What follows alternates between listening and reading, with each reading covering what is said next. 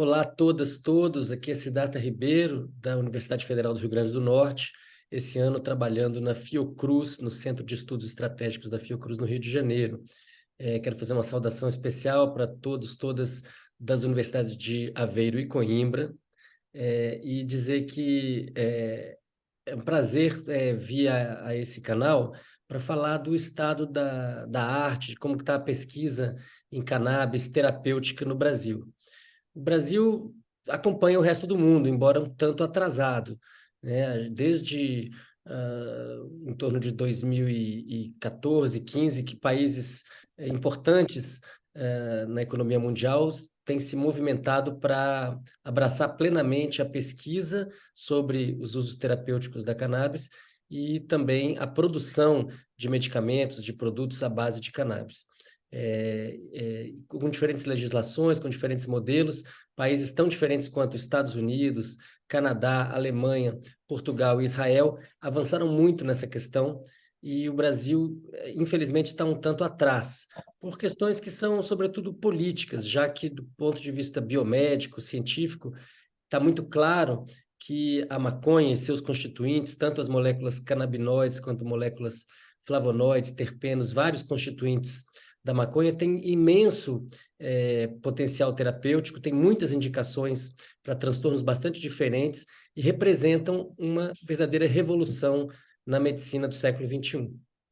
A maconha tem uma relação milenar com a espécie humana. Logo após o degelo, há cerca de 12 mil anos atrás, da última glaciação, os nossos ancestrais começaram a cultivar maconha no leste da China, é o que indicam as pesquisas mais recentes. Esse cultivo, por milênios, não diferenciava entre as plantas ricas em fibras, que a gente chama de cânhamo, e as plantas ricas em resinas terapêuticas, que servem para fazer diversos medicamentos.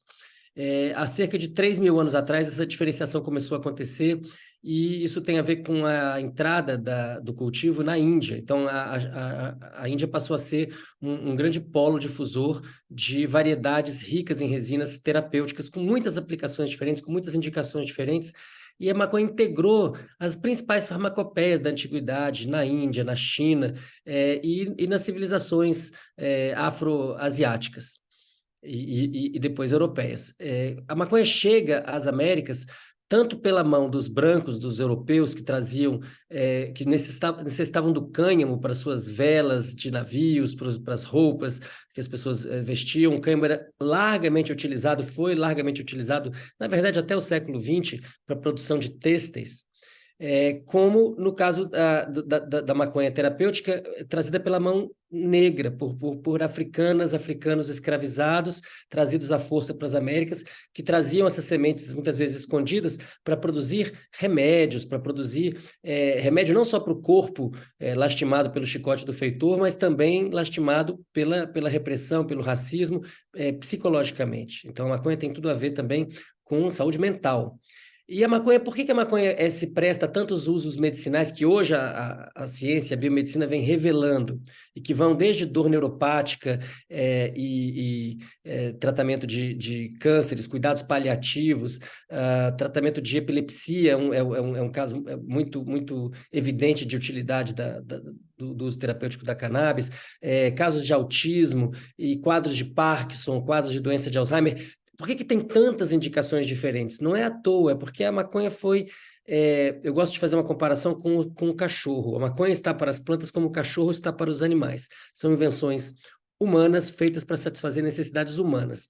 O que havia antes era o genoma de uma planta que não era essa maconha, que os seres humanos cultivaram e transformaram nessa imensa variedade de plantas úteis à medicina e úteis a outras esferas da sociedade. Muitos países já adotam aquilo que a gente chama de uso adulto ou uso recreativo, que diz respeito não a um uso terapêutico, medicinal, estritamente, por alguém que está doente, mas ao uso para se divertir, para passar um bom momento, um momento agradável, que é alguma coisa que a sociedade admite com outras substâncias, por exemplo, o álcool, a sociedade ocidental, quero dizer. Pois bem, quando é que a maconha se torna ilegal? Isso acontece entre os anos 20 e 30, e o epicentro disso são os Estados Unidos da América, mas o Brasil teve um papel importante nisso aí, o Egito também, porque testemunharam numa reunião da Liga das Nações que a maconha era pior que o ópio, que devia ser proibida. Então se engendra uma proibição da maconha que tinha, na verdade, motivações econômicas, no sentido de tirar o cânhamo do mercado, deixar esse mercado para o algodão e depois para o nylon, e também motivações racistas, no sentido de tirar de cena negros, mexicanos nos Estados Unidos e no Brasil, populações afrodescendentes que utilizavam a maconha no seu dia a dia, nas suas medicinas, nas suas rodas de conversa, muitas vezes nos seus cultos religiosos, ou para fazer música e fazer festa. A gente não pode esquecer que Louis Armstrong, o rei do jazz nos anos 20 e 30, foi um grande divulgador, defensor do uso da maconha, e utilizou a maconha, inclusive, para transformar aquele estilo de música amarrado na partitura numa música muito livre, de improviso, que é o jazz, e depois as vertentes do, né, o jazz misturando com o blues, o rock and roll. Tudo isso tem a ver com a cannabis, com a maconha. Essa proibição que foi engendrada nos Estados Unidos, ela felizmente começou a acabar, né? Nos Estados Unidos mesmos, na maior parte dos estados é possível ter acesso à maconha, seja para uso medicinal, terapêutico, ou para uso recreativo, ou ambos. No Canadá, o Estado vende a maconha para qualquer pessoa adulta que possa, que queira consumir, sob controle do Estado, assim como o álcool, diga-se de passagem. O que acontece hoje em dia? Muitas terapêuticas baseadas em medicamentos convencionais geram situações de, como no Brasil a gente diz, se correr o bicho pega, se ficar o bicho come. Em inglês seria o Catch-22, né? Já que o canal é History of Science, então vamos falar em inglês. O Catch-22 das terapêuticas convencionais é que a pessoa toma, por exemplo, um antiepiléptico, mas esse antiepiléptico causa um outro problema nos rins. Ela toma um outro remédio para controlar o rim, mas isso causa um problema no fígado. E então a pessoa começa a tomar uma série de remédios e na maior parte das vezes, tentando controlar ou mitigar os efeitos adversos de outros, gera uma polimedicação extremamente perigosa e que, inclusive, sai para além dos limites da ciência, os limites conhecidos da ciência, porque essas interações são muito difíceis de estudar, há muito poucos estudos sobre essas interações.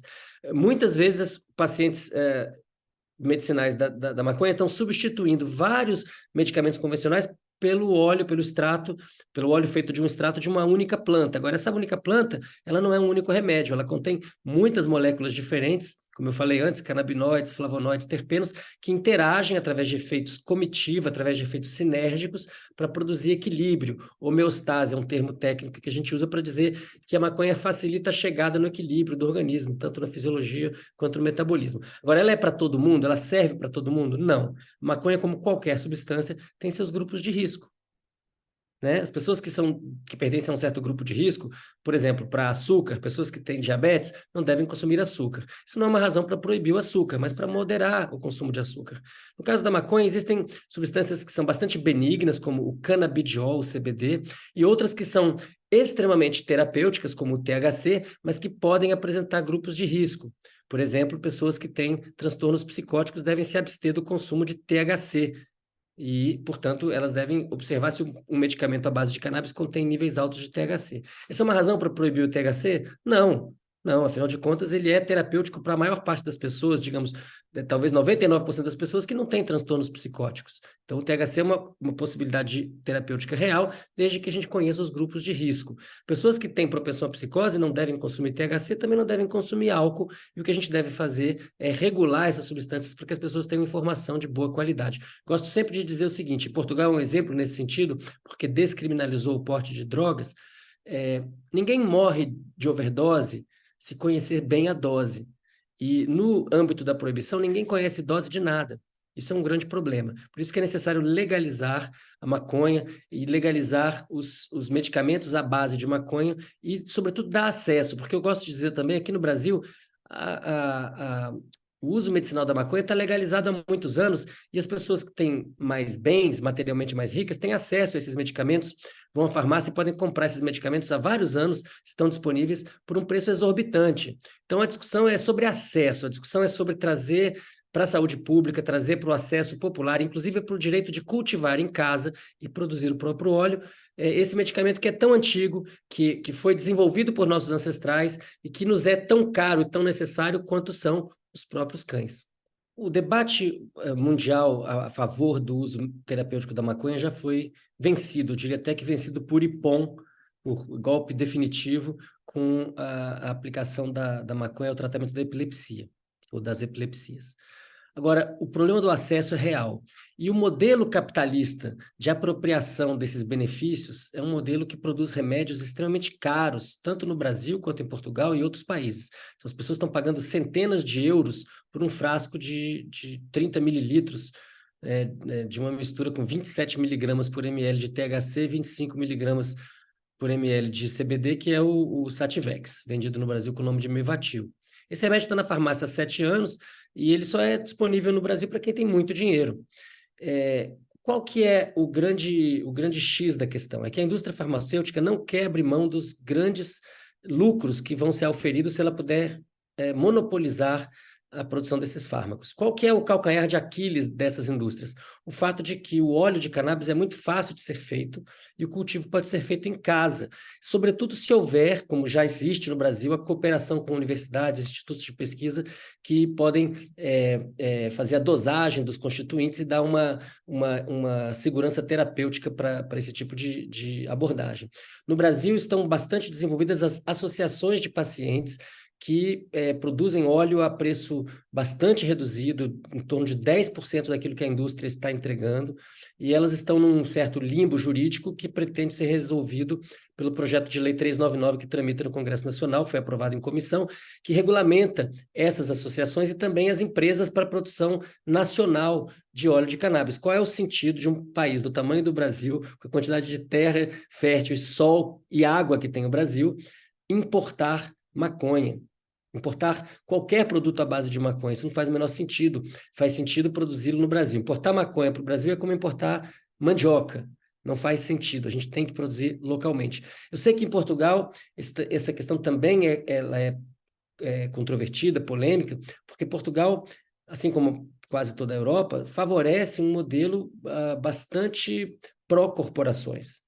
Então, o medicamento é caro, ele não é acessível, mas eu percebo que em todo o planeta emerge uma visão de que a maconha não é uma coisa tão complicada, ela não é plutônio, ela não é o veneno da jararaca, ela é como o nosso cãozinho, ela é uma coisa que todo mundo pode ter uma planta de maconha em casa, se souber usá-la bem. Extrair o óleo da maconha não é difícil, é possível fazer isso com grande qualidade, de maneira estável, ao longo de meses, e mães, avós de pacientes epilépticos nas favelas das grandes capitais do Brasil vêm demonstrando isso, muitas vezes ao arrepio da lei, em desobediência civil, lutando com ou sem habeas corpus para dar tratamento para seus entes queridos, apesar de não terem nenhum recurso financeiro para fazer isso, a não ser uma semente, um pouquinho de terra e paciência e um pouquinho de conhecimento para extrair aquele óleo precioso. Não estou advogando que todo mundo faça isso, até porque a maior parte das pessoas não gosta de jardinagem. A gente tem que pensar num ecossistema amplo em que há espaço para grandes empresas, empresas médias, pequenas, startups nas favelas do Rio de Janeiro produzindo óleo de cannabis, legalmente, legitimamente, inclusive numa reparação histórica, como acontece nos Estados Unidos, os dispensários de maconha vêm sendo oferecidos prioritariamente para quem foi detido por posse de maconha, porque se reconhece que isso foi um equívoco histórico, né? E nesse ecossistema muito grande, além das empresas, é preciso haver o espaço das associações, das cooperativas, dos clubes, qualquer nome que se queira dar, de pessoas que se reúnem sem fins lucrativos para produzir aquele medicamento e também, evidentemente, entendo que isso é necessário, o direito de cultivar uma planta. É uma planta, precisamos lembrar que é uma planta que foi de maneira vilipendiada, ultrajada, insultada por quase 100 anos, mas isso felizmente está acabando e a gente agora precisa de um modelo inclusivo, que permita que todos e todas possam se beneficiar e que aqueles que porventura têm algum tipo de intolerância ou pertencem a um grupo de risco, que tenham toda a informação de que necessitam para que possam se proteger, assim como aquelas pessoas que têm intolerância à lactose se protegem quando tem uma embalagem de leite à sua frente. Se você gostou desse vídeo, dê um like, compartilhe. Aproveite para assinar o canal e ative as notificações.